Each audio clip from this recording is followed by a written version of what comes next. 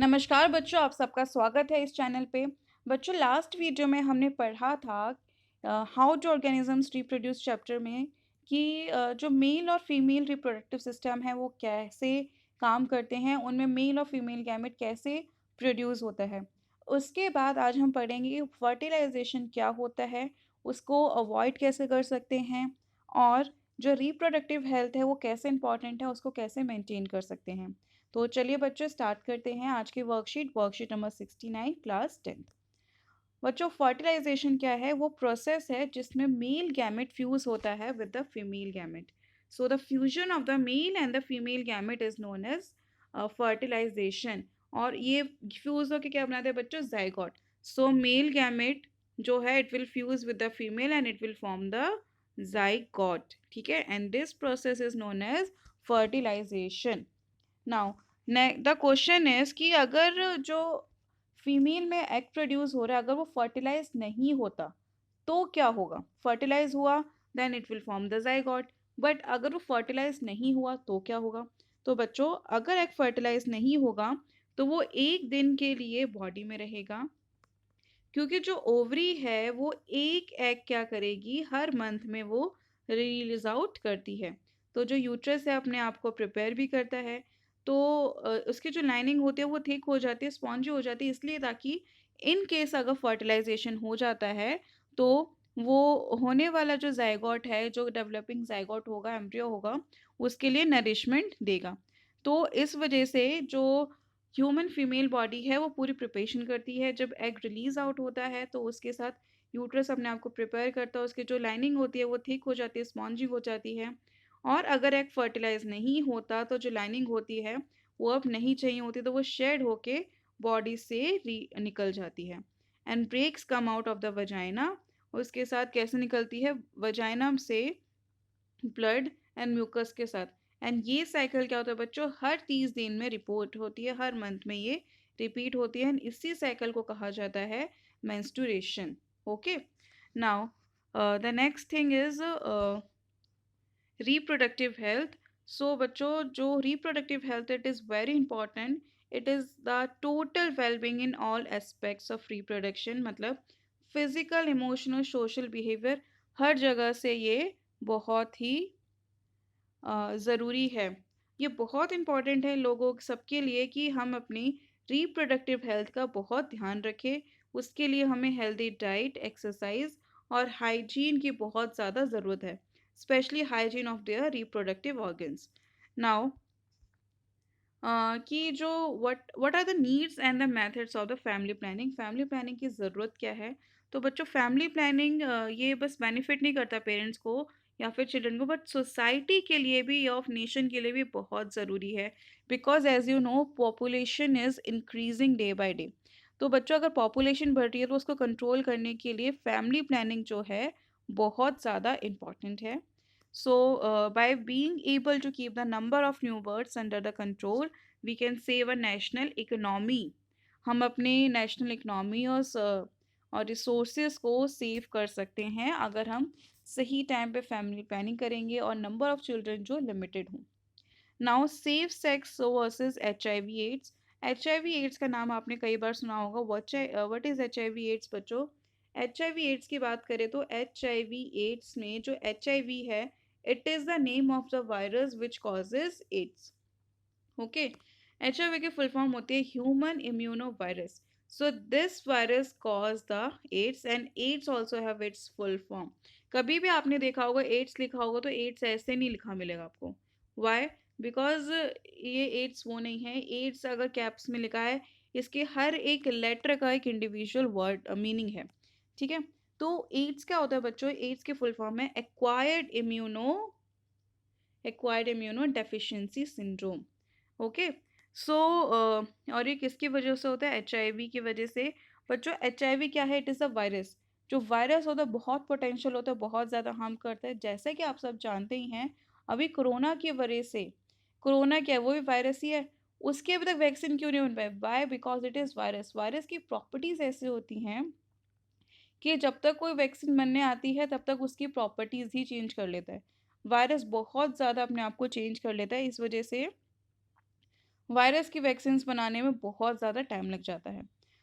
तो जो बच्चों एचआईवी एड्स है उसके बारे में पढ़ेंगे। बहुत सारी डिसीज़ है जो कि एसटीडीज़ में आती हैं। एसटीडीज़ मीन्स सेक्सुअली ट्रांसमिटेड डिसीज़। तो बच्चों उसमें से एड्स भी एक वैसे ही है। एड्स क्या है? इन्फेक्शियस डिसीज़ है। ये वायरल डिसीज़ है और वायरल के साथ बहुत सारी बैक्टीरियल और वॉर्स डिसीज़ भी होती हैं जो कि ट्रांसफ़र होती है due to sexual intercourse. So HIV क्या होता है? इन्फेक्शियस है, डेडली डिसीज़ है and it is possible to prevent. इस डिसीज़ को हम प्रिवेंट कर सकते हैं कैसे? By using some barriers. Okay. और सेफ सेक्स के मतलब can prevent transmission of sexual diseases from one partner to another. Now the next thing is various methods of family planning कि जो फैमिली है वो कंट्रोल में रहे कि कैसे अनवांटेड प्रेगनेंसी या फर्टिलाइजेशन को अवॉइड किया जा सकता है। तो उसके लिए बहुत सारे मेथड्स हैं या फिर जैसे कि फैमिली प्लानिंग हो गई है, जितने चिल्ड्रन चाहिए होगा उसके बाद if the family don't want another child तो उसके कौन से स्टेप्स है या फिर कोई भी एचआईवी डिसीज़ है किसी भी डिसीज़ से बचने के लिए कौन से स्टेप्स अपनाए जा सकते हैं। तो बच्चों फर्स्ट है mechanical barrier. Mechanical barrier means ये क्या करेगा बच्चों? ये क्या ये फिजिकल मीटिंग मतलब स्पर्म और एग को मिलने से रोकेगा। सो ये कैन यूज़ कॉन्डम। कॉन्डम में क्या होगा? जो भी स्पर्म होगा वो इकट्ठा हो जाएगा, वो एग तक नहीं पहुंच पाएगा, फीमेल बॉडी में एंटर नहीं कर पाएगा। So this is a physical barrier between the egg and the sperm. Now the second is changing hormonal balance of body means hormonal balance change करने से क्या होगा बच्चों? उससे क्या होगा कि जो एग है वो रिलीज नहीं होगा। ठीक है, अगर एग ही रिलीज नहीं होगा तो फर्टिलाइजेशन नहीं होगी। तो हार्मोनल बैलेंस चेंज करने से फर्टिलाइजेशन अवॉइड हो सकती है। और ये कैसे कर सकते हैं बच्चों? ओरल पिल्स और इंजेक्शन से।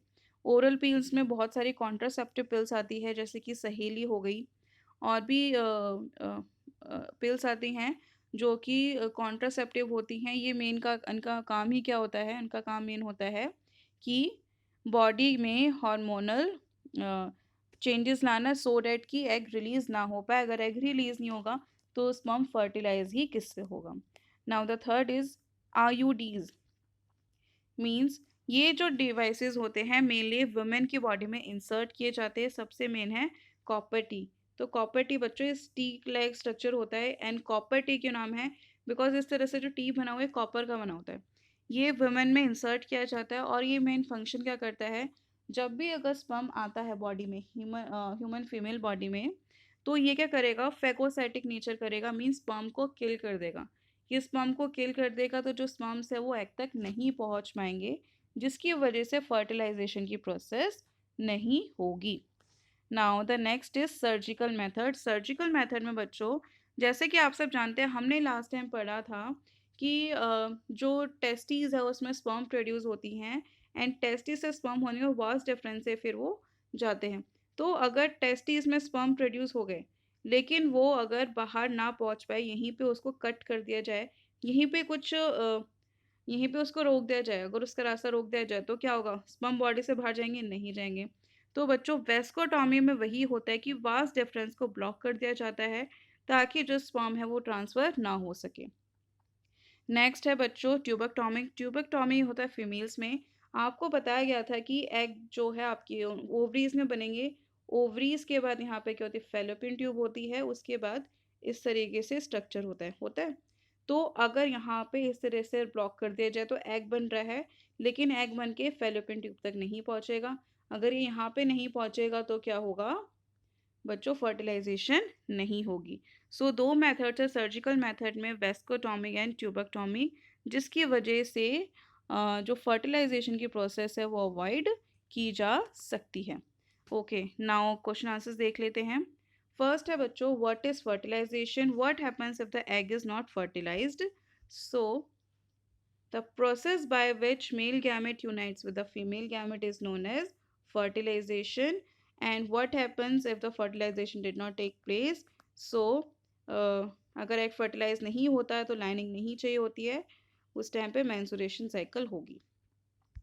Now then second is define mensuration. The cycle that takes place every month is known as mensuration. आप यहाँ से भी लिख सकते हैं. Okay.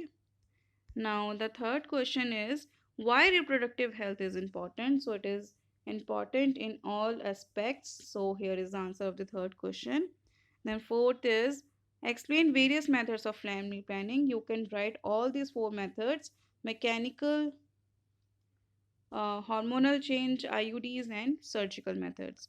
Now, the fifth question is how AIDS can be prevented. It can be prevented by using condom or any using mechanical barrier, as well as safe sex can prevent transmission of sexual disease. So बच्चों यही थी हमारी आज की worksheet. I hope इस worksheet के through आपको ये चीज़ें समझ आई होगी एंड अच्छी भी लगी होगी worksheet. Thank you so much for watching this. Thank you.